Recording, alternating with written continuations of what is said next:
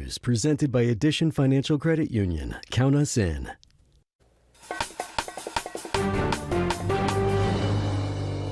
Good evening, I'm Asher Wildman. Time now for your top stories and weather at 90 seconds here on Spectrum News 13. More charges have been filed against the teenager charged with a string of fatal shootings in Pine Hills from February. A grand jury has voted to indict the suspect on 3 counts of first-degree murder for the deaths of Natasha Augustine, 9-year-old Tiana Major, and Spectrum News reporter Dylan Lyons. The sale of the historic Hungerford school property is no longer going through. It was set to close Friday, but could not be finalized. Developers are now considering what to put there instead. And Orange County is relaunching a new citizen safety task force to try and curb gun violence. 37 community leaders make up the team, including Mayor Jerry Deming, Sheriff John Mina, and Orlando Police Chief Eric Smith. They plan to meet twice a month. Now a check of your weather with certified meteorologist Chris Gilson. Chris, I know we don't live in Texas, but it's dry, it's hot. What's going on? Yeah, California no longer really has any drought, but we have the drought here in central Florida. In fact, we have severe drought around Orlando, Sanford, stretching down toward Tampa, and then up to the north, moderate drought. And we're not going to see much in the way of rain, unfortunately, here this weekend. However, we're close to record highs today. We topped out at 92 degrees in Orlando. That's more typical of late June, early July. We're still at 89 here at the 5 o'clock hour, 88 in Sanford and 88 in New Smyrna. Overnight, temperatures stay warm, only dipping down to near 70. As we head into Sunday, temperatures are back to near 90 yet again. Well, we just heard from Chris Gilson about the dry conditions, and those dry conditions are plaguing parts of Florida. Across the state, there are nearly 60 active wildfires, 10 that have not yet been contained. And according to the Florida Forest Service, several burn bans are in effect in multiple counties, including in Seminole County. The county is currently dealing with severe drought conditions for the first time since April 2020. This weekend, as our Nicole Griffin explains, firefighters are there now trying and gearing up to prevent wildfires and protect people living in areas most at risk. An early start for firefighters in Seminole County after a ground transformer is thought to have caused a fire in this Longwood neighborhood. It's a reminder of just how easy a spark can trigger a dangerous situation. The flames were pretty high. They're all along the tree line. The potential for a wildfire growing from an incident like this is the reason crews here at Fire Station 34 in Sanford and across the county are packing up, preparing for anything that comes their way. The county is among multiple areas impacted by dry conditions in the state. Right now, a burn ban is in effect, which means no outdoor burnings, including bonfires, campfires, and the burning of debris.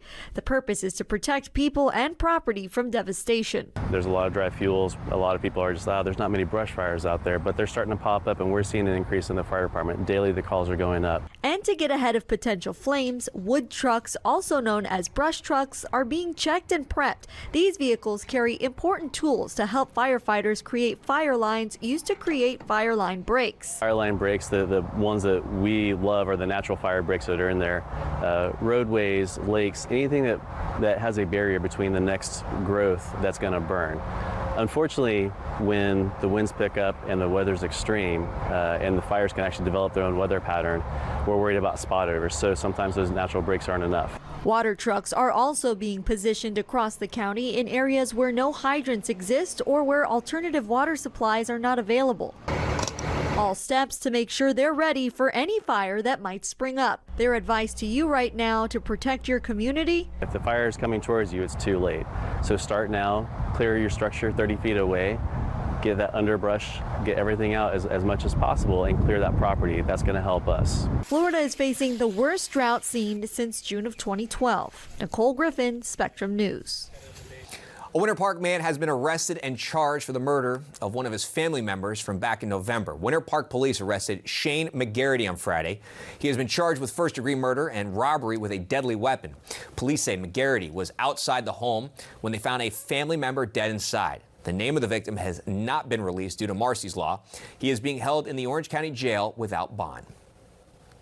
Take a look at this photo. Unbelievable. Daytona Beach police are investigating a crash along International Speedway Boulevard that killed 3 people and injured 2 others, all of them teenagers. It happened around 5 a.m. Saturday between Franklin Street and Adams Street. Police say the car with 5 people inside lost control and struck a tree. Those who died, 14 years old, 17 years old, and 19 years old. It's unknown at this time what caused the driver to lose control. The surviving 19-year-old is expected to be okay. A 16-year-old girl, she is still in critical condition, according to police.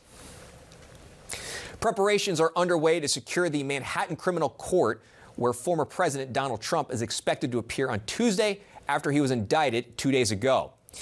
At this hour, he remains at his Mar-a-Lago resort in West Palm Beach. This is a live look at his plane out on the tarmac. Up in New York, police are putting up barricades around the courthouse, and road closures are expected on Tuesday. While Trump has called for protests, it is unclear if people will show up for his arraignment. His lawyers have not asked for a change of venue yet and are waiting to see the charges before they make any decision. Former President Donald Trump is expected to return to New York early next week to answer charges in Manhattan. Sources say Mr. Trump could be facing 30-some-odd charges in all. Spectrum News anchor Greg Angel is outside Mar-a-Lago, where Trump is making his final preps ahead of next week's hearing. It's fair to say plenty of Trump supporters are fired up. We got more people showing up as we speak. Hungry to take a stand. My name's Dirk, but we're going by the Let's Go Brandon Grill today, the LGBG. Dirk Frizzell drove 5 hours with his hot dog wagon to Mar-a-Lago, joining fellow supporters who say the grand jury's indictment is a raw deal for the former president. Trump's been in business for how many years now? 40, 45, 50 years that he's been in business, and this is the most evidence that they've ever been able to have stick to Donald Trump, the Teflon Don. It's a nickname for an often controversial former president who has faced his fair share of challenges. None quite like this. The circumstances are actually quite unusual. Florida Atlantic University political science professor Kevin Wagner says only time will tell how well these charges stand up or where the case goes. But what is certain is that Trump's support is holding steady through the indictment thus far. For his supporters, I think it's probably baked into their analysis of him. So I doubt that that's going to alienate many of those. But the key area that we're really not sure of is how sort of voters that maybe are not focused so much on politics as an everyday matter are going to interpret this and see this as both in evaluating him as a candidate and their participation in the political system. The Trump campaign says it's raised more than $4 million in the 24 hours after the indictment was announced. I don't think this indictment hurts his chances of securing the nomination. I think it actually clinched his nomination for the Republican Party for 2024. Whether that's the case, voters will eventually decide. As for the case out of New York, Frizzell says Trump being acquitted will be the only measure of justice truly being served. In Palm Beach County, Greg Angel, Spectrum News.